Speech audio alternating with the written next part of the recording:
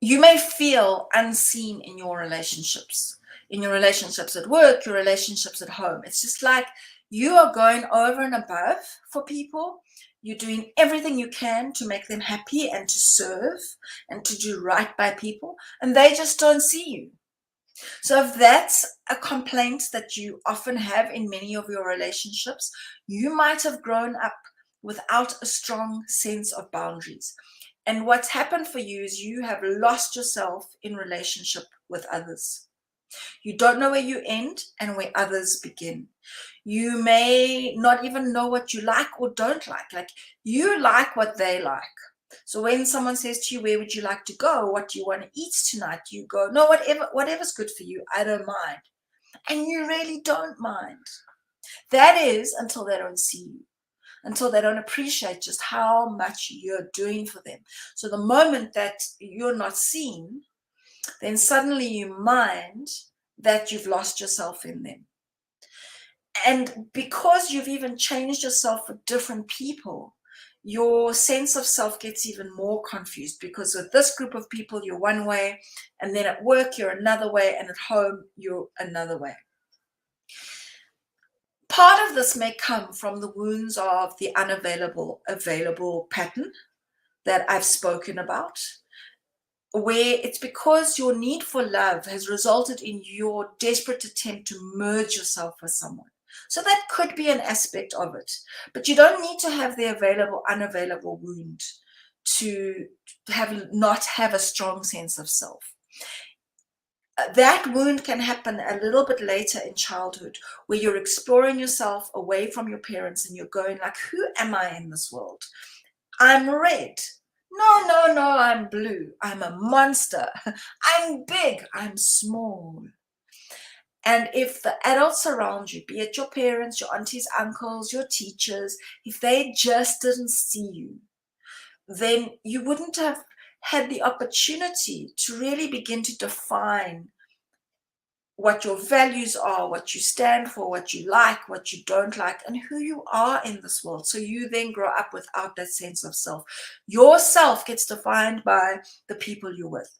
So you'll notice you're attracted to people who are incredibly decisive, whereas you're indecisive, who are strong leaders, where you tend to want to follow, who might even be domineering, and you might notice that you're more of, at the extreme end, someone who's very domineering and controlling, and at the extreme end you might be submissive or like a complete doormat. And there's a spectrum, there's a whole range in between. And you might find in different relationships you take different roles. One of the common things for people who experience this is confusion and self-doubt. So if someone says, like, what do you want to do? It's like, no, whatever you want. Or it's, I don't know. I don't know. I don't know. And the more someone pushes you for answers, the more you don't know. And your self-doubt sabotages your dreams. Like, you may want to do something and then you need to get validation from 10 people. Or if you want to make a decision about leaving a relationship, you need to get on the phone and discuss it with your 5 friends. So it's difficult for you to trust your own intuition about what to do. Because you don't know where you end and others begin, you are boundaryless. And that boundarylessness is what makes you a doormat. You get pissed off because, not necessarily because you are giving yourself up. You get pissed off because people won't see you. So you only end up thinking about boundaries when you feel unseen. In other words, if people would just see you, you would be happy to continue boundaryless, with no sense of self, letting others define you. And so this is an important wound to heal, which is, in my Dare to Love Club, that's where we go deeper into these negative relationship patterns and how to turn them around.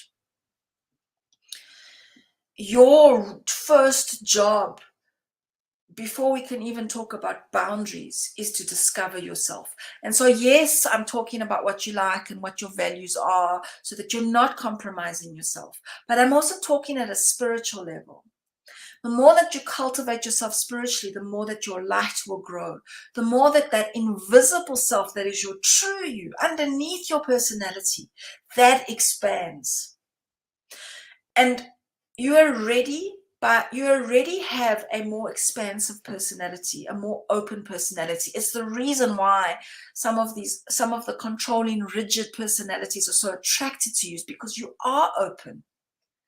Because you are, you are, when you're not anxious, you're a free spirit and you're spontaneous and you're wild. So you may attract some of the more rigid personalities who then tame you, and it's so easy to tame you because you have no boundaries, because you don't know where you end, because you're merging into them, wanting to make sure that you mold yourself according to how you think they want to see you.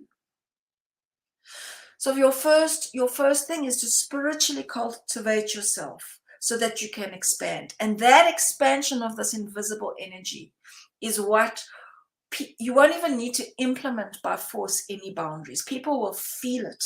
They will feel they can't just invade your space and disrespect you. They will automatically treat you differently. So that's the first part. The second part is important to know what your personality likes and doesn't like without becoming rigid about it, so that you still are flexible to change, but that when someone says, what do you want to do? You have an answer. And thirdly, that you learn how to communicate those boundaries to people and not wait until you're mad, because when you're mad, you shame people and then you feel guilty about it. And when you can communicate boundaries, there's less guilt around saying no. There's less guilt around taking care of yourself when you're able to communicate boundaries in the right way. And then people know who you are. They haven't gotten into a relationship with someone that is a false person. They're in a relationship with the real you. And they know that you're afraid that if you're your true self, you're going to lose them. And look, there might be people who, once they meet the real you, move on. But the cost of not being the real you is that you're treated badly. And you have to ask yourself, is it worth it? And the other cost of not being the real you is that acting out, and then you are the one who treats them badly. My name is Jo from loveshiftlive.com. I will see you tomorrow.